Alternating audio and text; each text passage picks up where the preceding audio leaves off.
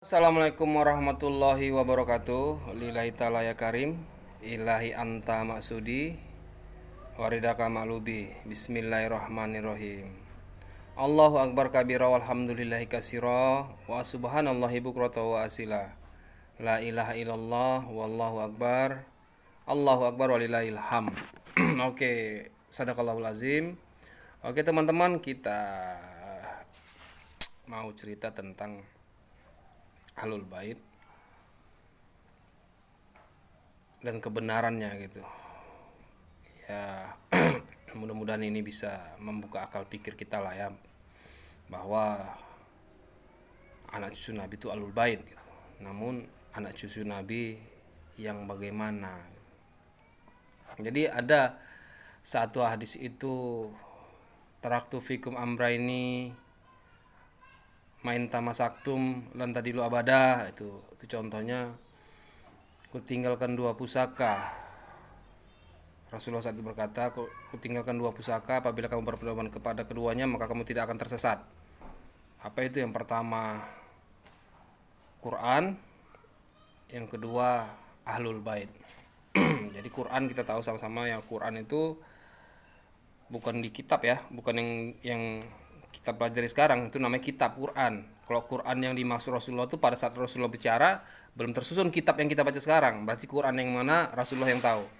Yang jelas Quran itu adalah perkataan Allah. Ya, itu dia, satu, Quran itu perkataan Allah. Karena saat itu, buktinya saat itu Nabi Muhammad bicara itu, kitab yang kita baca sekarang itu belum tersusun, belum ada. Itu yang pertama. Yang kedua Ahlul Bait. Ahlul Bait, di sini Ahlul Baitku kata Rasulullah yang mana? Yang pada saat itu kita tahu sama-sama bahwa Ahlul Bait adalah ada Fatimah, Ali, Hasan, Husain. Itu yang kita tahu saat itu. Namun apakah masih ada penerusnya? Ada. Tentu ada penerusnya. Tentu ada anak cucu Nabi sampai sekarang. Nggak mungkin nggak ada. Nah, maka hadis itu kita gunakan hadis yang satu lagi, taraktu fikum amraini main tamasaktum bihima kitabullah wa sunnatan rasulihi. Nah, jadi Ahlul Bait yang di sini yang macam mana? Quran dan sunnah ya. Quran dan sunnah. Quran itu perkataan Allah dan sunnah itu ucapan perbuatannya Rasul. Jadi yang dikatakan Ahlul Bait itu adalah yang mengikuti sunnahnya Nabi, sunnahnya Rasul. Maka Rasul berkata, barang siapa yang mengikuti sunnahku maka dialah pengikutku. Yang mana Ahlul Bait tersebut? Maka Ahlul Bait tersebut itu yang pertama, dia ada setitis darah Nabi. Itu Ahlul Bait. Ada setitis saja darah Nabi. Yang kedua, dia mewarisi ilmu para nabi-nabi. Yang ketiga, dialah orang yang ahli dalam mengikuti sunnahnya Nabi. Nah, itu sebenarnya. Siapa dia? Dialah warisatul anbiya, ulama pewaris para nabi.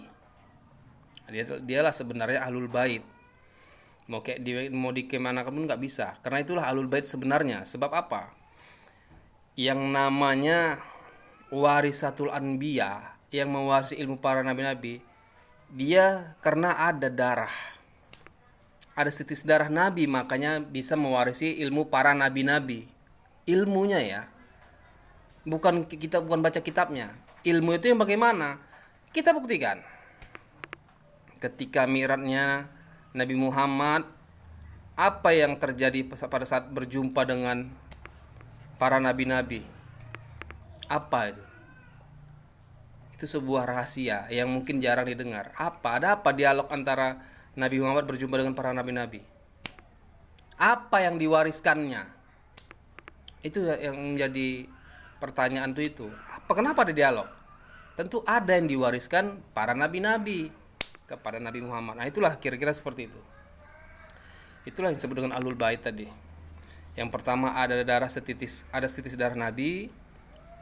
Dia mewarisi ilmu para nabi-nabi, dia juga ahli dalam sunnah,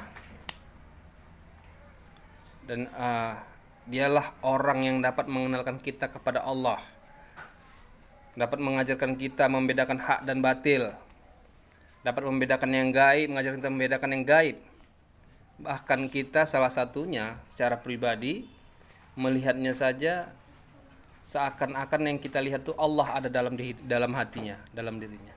Kira-kira seperti itulah. Itulah dikatakan ahlul bait. Nah, namun para penjajah-penjajah gondrong ini bukan ahlul bait. Mereka bukan ahlul bait. Mereka pembohong, pendusta. Orang yang pendusta itu kan orang munafik, ya. Yang mengaku anak cucu Nabi sekarang itu orang-orang munafiknya itu. Mengaku anak cucu Nabi tapi perbuatannya berdusta. Banyak pendustaannya. Walahum azabun alima bima kanu yazibun. Sungguhnya azabku sangatlah pedih disebabkan engkau berdusta, kata Allah. Al-Baqarah ayat 10. Mereka kan banyak dustanya, banyak dalihnya, banyak pembodohannya. Makanya dibilang mereka itu penjajah. Yang ngaku-ngaku oknum ini, oknum yang ngaku-ngaku anak cucu Nabi, mereka nggak ada ubahnya dengan penjajah seperti Belanda, membodoh-bodohi umat. Nah, itulah makanya kenapa kami bilang mereka itu penjajah yang membodoh-bodohi umat. Ya, oke teman-teman, itulah tadi sepintas cerita tentang ahlul bait. Itu sebenarnya ahlul bait itu ada, anak cucu Nabi itu ada, tapi yang keilmuannya itu sudah diwariskan dengan para nabi-nabi karena dia sudah berjumpa, dia sudah mi'raj. Itu salah satunya, para nabi-nabi itu mi'raj, berjumpa Allah. Begitulah ulama warisatul anbiya. Makanya kita tinggal hanya meminta. Kalau memang kita dikehendaki Allah untuk berjumpa dengannya, alhamdulillah.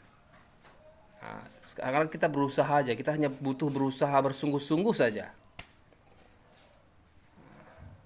Kalau sudah nanti kata Allah, pasti kita jumpa.